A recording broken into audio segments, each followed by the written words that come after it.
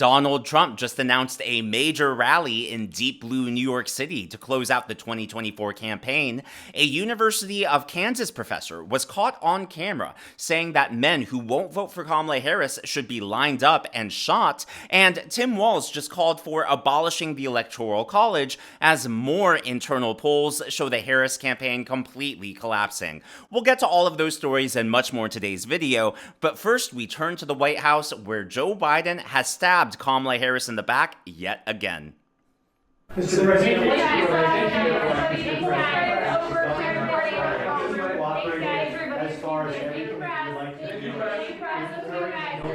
the governor of Florida has been cooperative. He said he's gotten all that he needs. I talked to him again yesterday, and I said, no, you're doing a great job. It's all being done well. We thank you for it. And I literally gave my personal phone number to call. So I don't know. There was a rough start in some places, but every governor from Florida to North Carolina has been fully cooperative and supportive and acknowledged what this team is doing. And they're doing an incredible job. So not only is Joe Biden contradicting what Kamala Harris is saying, he's saying that Ron DeSantis is doing a great job, a phenomenal job, his words, not mine, but he's also literally counter-programming her. So take a look, right-hand corner of this screen. This segment went live on CNN at 11:34 a.m. You know what was happening during that time? Kamala Harris was on The View. So this is really interesting to me. Not only is Joe Biden contradicting what she's saying, he's also literally counter-programming her. And, this is the same Joe Biden who has spent the last 4 years of his presidency hiding from the press, going to the beach, hiding in the basement, avoiding press conferences. In fact, he hasn't been to the press briefing room at all during his presidency until last week. And so, he's spent the last 4 years hiding from the press, and then all of a sudden, within the last week, he just is happening to talk to the press at the exact same time when Harris is holding these critical campaign events. I mean, it could be coincidence, but when it happens once, twice, 3 times, 4, when it keeps happening, it suggests that there's perhaps an intentional pattern going on behind the scenes. So here you have Joe Biden praising Ron DeSantis and praising all the governors. So compare that. Oh, by the way, as he said, he gave Ron DeSantis his personal phone number. Compare that to what Kamala Harris is saying, and Kamala accusing Ron DeSantis of politicizing the disaster. President, Governor DeSantis, NBC is reporting Governor DeSantis is ignoring your calls on hurricanes, resources, and help. How does that hurt the situation here? Moments of crisis, if nothing else, should really be the moment that anyone who calls themselves a leader says they're going to put politics aside and put the people first. People are in desperate need of support right now, and playing political games with this moment in these crisis situations, these are the height of emergency situations, is just utterly irresponsible, and it is selfish, and it is about political gamesmanship instead of doing the job that you took an oath to do, which is to put the people first. Now, that raises the question, who's playing the political game here, right? Because all 3 of them can't be telling the truth. Someone has to be lying. Kamala Harris says she's called Ron DeSantis. He hasn't answered her phone calls. Meanwhile, Joe Biden and Ron DeSantis say they've been in touch with each other. Their administrations have been working together to help the victims of Hurricane Helene and the oncoming Hurricane Milton. So, which side of the truth do you believe? Now, obviously, I'm going to go with Ron DeSantis and Joe Biden, who are corroborating each other's stories. But, Kamala Harris has been doing her media tour, and she's been reciting this same line of attack, and now Joe Biden, again, out of 4 years of hiding, all of a sudden is coming out against her. It really is a shocking look, and it raises the question, there were a lot of rumors behind the scenes that Joe Biden was upset and feeling vindictive about being forced out of the race. And I'd seen a lot of rumors that maybe Joe Biden, wants to go down as the only Democrat who was able to defeat Donald Trump. Look, the Democrats know that their accusation that Trump is a threat to democracy is a complete lie. They know that.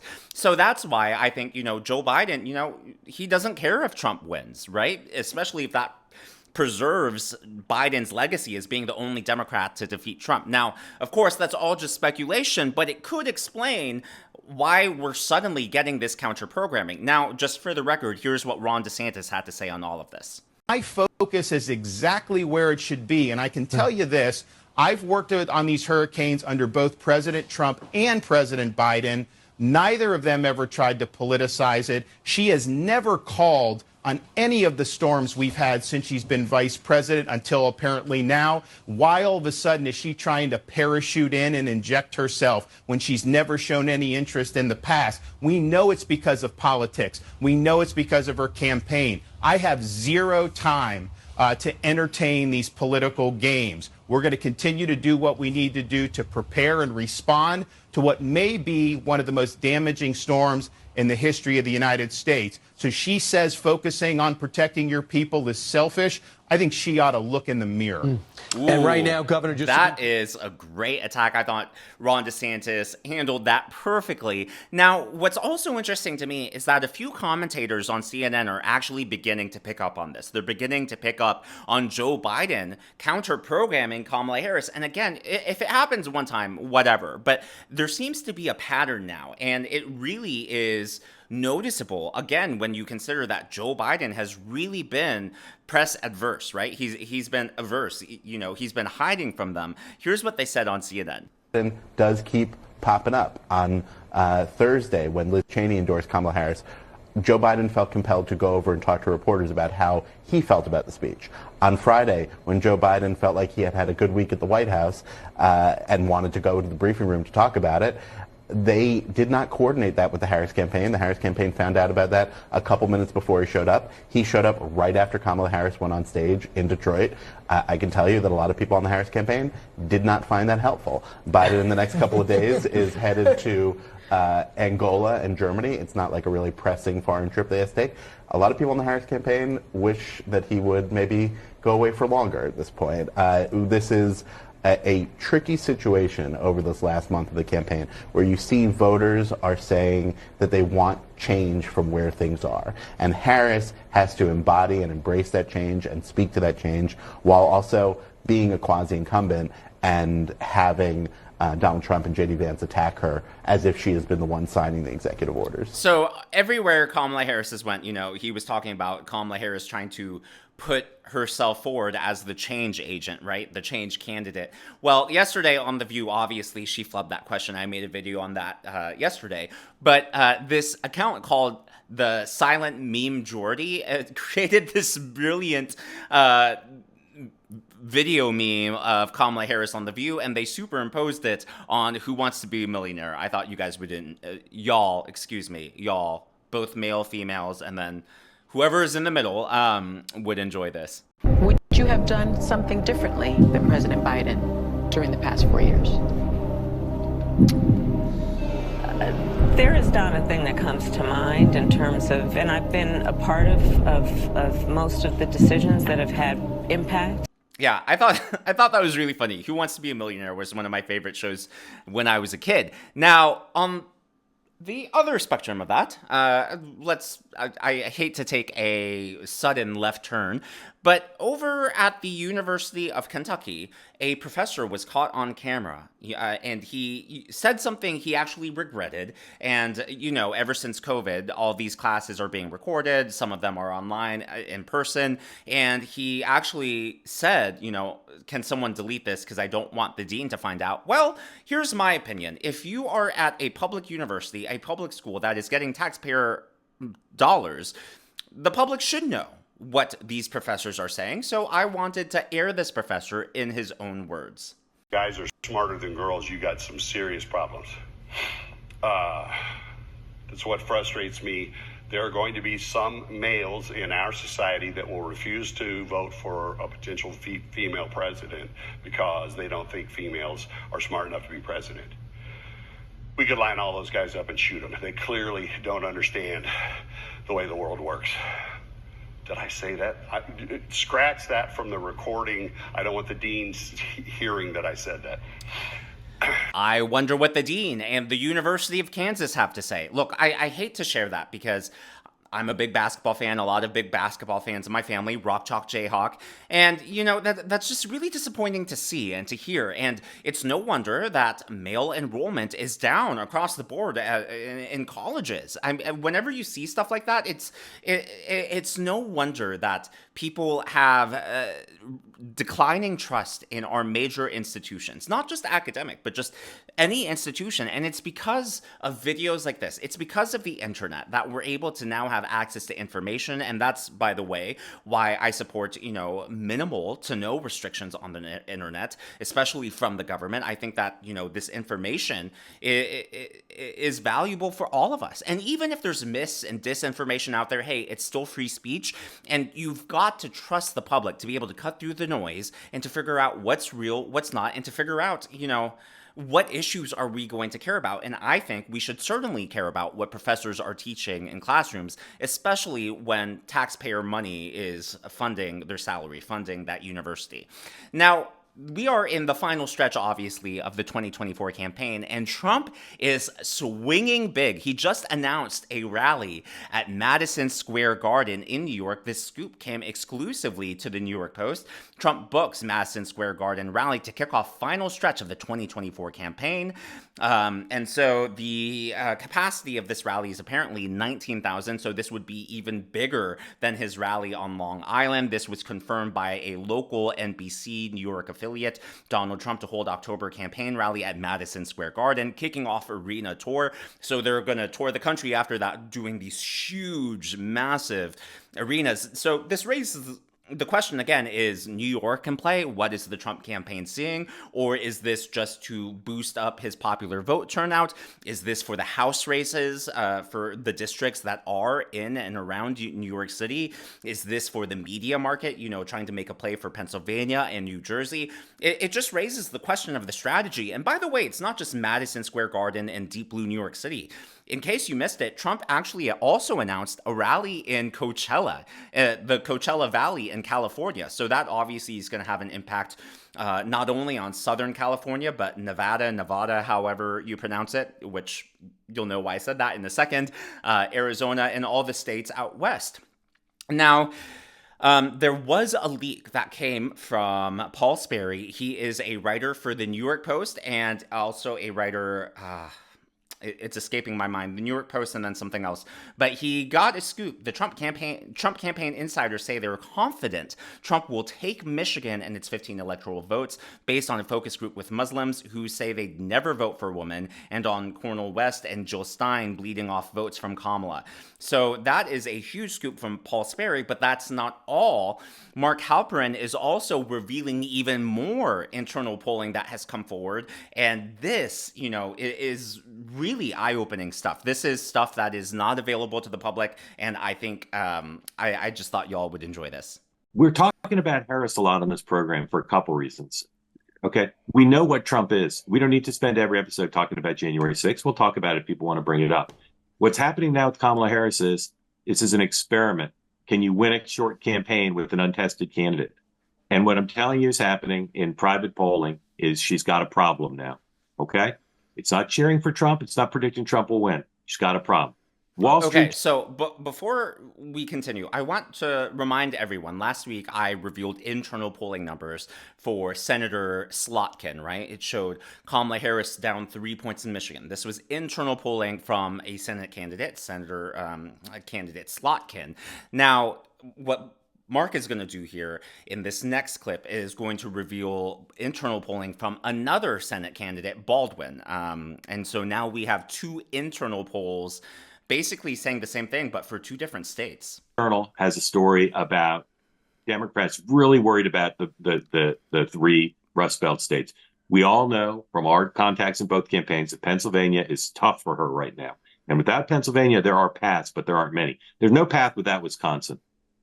So you see here, Tammy Baldwin's Senate campaign poll shows Harris down 3 in Wisconsin. We all said yesterday, Wisconsin and Michigan are looking worse for Harris than before. Baldwin has her down 3.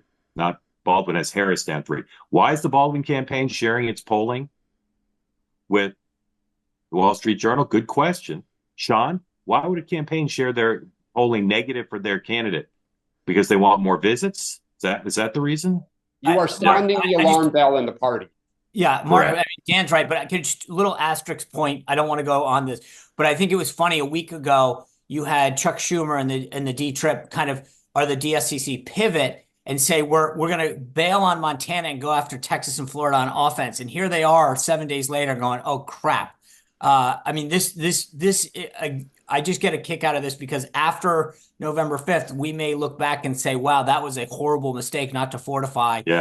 The trenches. For you Harris people on here complaining that we're talking about problems in the Harris campaign, you're welcome to put your head in the sand about it. If you want to go watch MSNBC primetime and hear how great things are going for the Harris campaign, you're welcome to do that. But if you want to understand what's actually happening, we're here to tell you.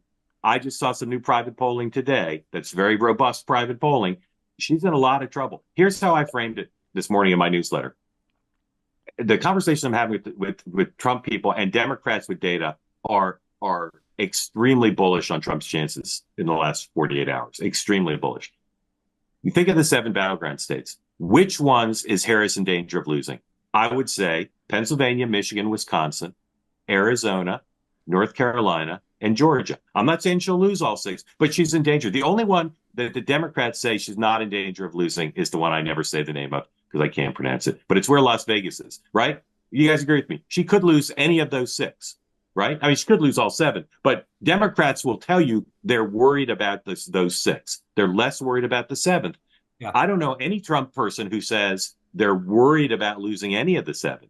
They don't know that they don't necessarily think they're the favorite in Michigan and Wisconsin, but they're not worried about losing it. Right.